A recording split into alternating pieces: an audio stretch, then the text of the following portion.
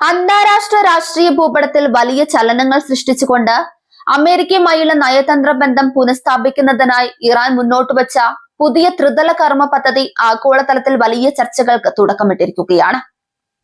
പ്രമുഖ മാധ്യമമായ അൽ മായദീൻ റിപ്പോർട്ട് ചെയ്ത പ്രകാരം പശ്ചിമേഷ്യയിലെ നിലവിലെ സംഘർഷാവസ്ഥയ്ക്ക് പരിഹാരം കാണുന്നതിനും ഉപരോധങ്ങളിൽ നിന്ന് മോചനം നേടുന്നതിനുമുള്ള ഒരു സുപ്രധാന നീക്കമായാണ് ഇറാൻ ഇതിനെ കാണുന്നത്.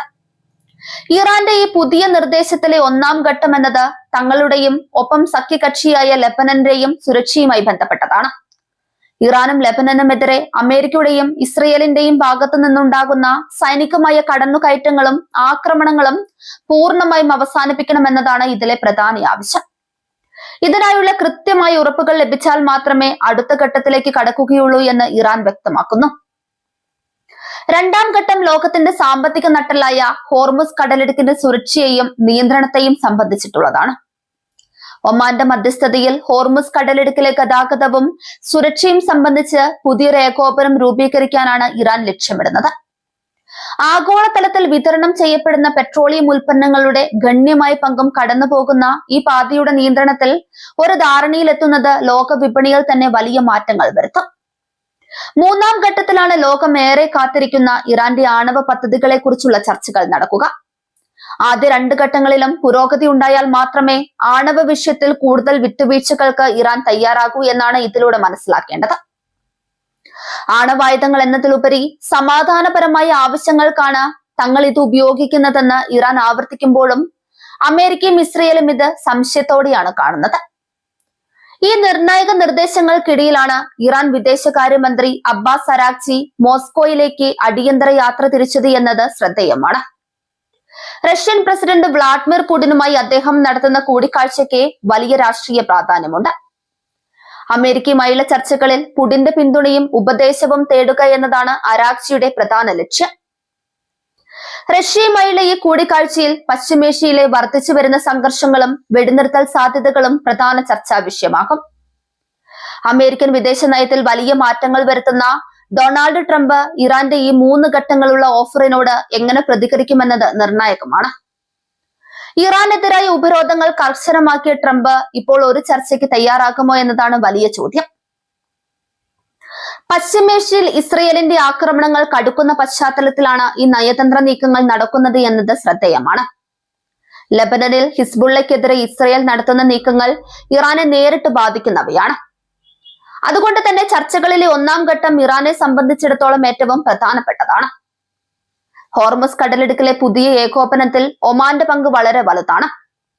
പശ്ചിമേഷ്യയിലെ ചർച്ചകളിൽ എന്നും നിശബ്ദനായ മധ്യസ്ഥന്റെ റോളാണ് ഒമാൻ വഹിക്കാറുള്ളത്. ഇറാന്റെയും അമേരിക്കയുടെയും വിശ്വാസം ഒരേപോലെ പിടിച്ചുപറ്റാൻ ഒമാന് കഴിഞ്ഞിട്ടുണ്ട്. ഈ സഹകരണം യാഥാർത്ഥ്യമായാൽ അത് കടൽ മാർഗമുള്ള വ്യാപാരത്തിന് വലിയ സുരക്ഷ നൽകും. റഷ്യ ഈ വിഷയത്തിൽ എത്രത്തോളം താല്പര്യം കാണിക്കുമെന്നതും പ്രസക്തമാണ്.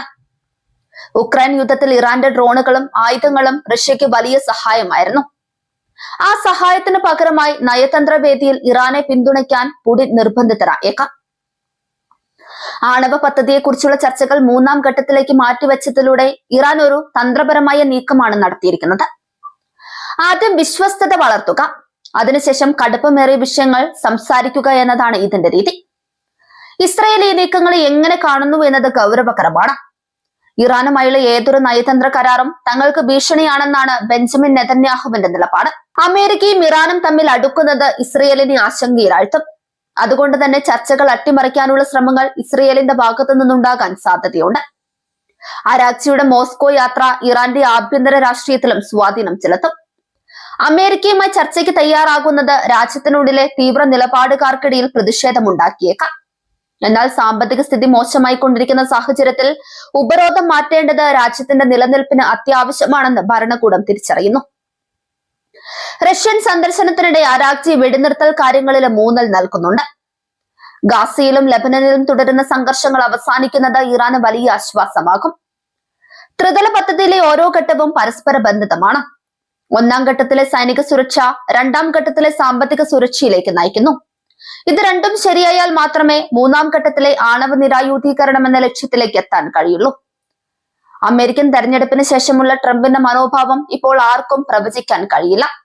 എങ്കിലും ഒരു യുദ്ധത്തെക്കാൾ നല്ലത് സമാധാനപരമായ ചർച്ചകളാണെന്ന് ട്രംപ് കരുതുന്നുണ്ടെങ്കിൽ ഇറാന്റെ ഓഫർ അദ്ദേഹം ഗൗരവമായി എടുത്തേക്കും. ഒമാൻ ഈ ചർച്ചകളിൽ ഒരു ഗ്യാരണ്ടറായി പ്രവർത്തിക്കാനും സാധ്യതയുണ്ട്. ഹോർമുസ് കടലിടുക്കിലെ സുരക്ഷ ഉറപ്പാക്കുന്നതിൽ ഒമാന്റെ പങ്കാളിത്തം ഇറാന് കൂടുതൽ വിശ്വസ്തത നൽകുന്നു.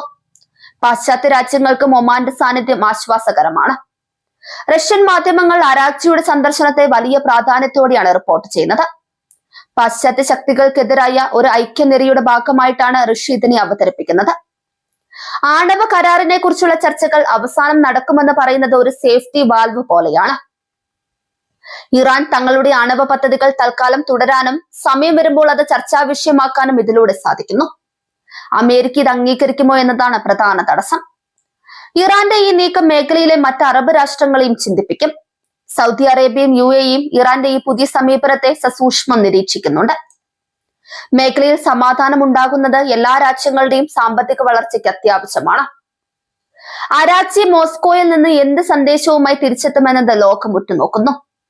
പുടിൻ ഈ പദ്ധതിക്ക് പച്ചക്കൊടി നൽകിയാൽ അമേരിക്കയ്ക്ക് അത് നിരാകരിക്കാൻ പ്രയാസമായിരിക്കും. പശ്ചിമേഷ്യയിൽ ഇസ്രയേൽ നടത്തുന്ന ഓരോ നീക്കവും ഈ ചർച്ചകളെ ബാധിക്കും.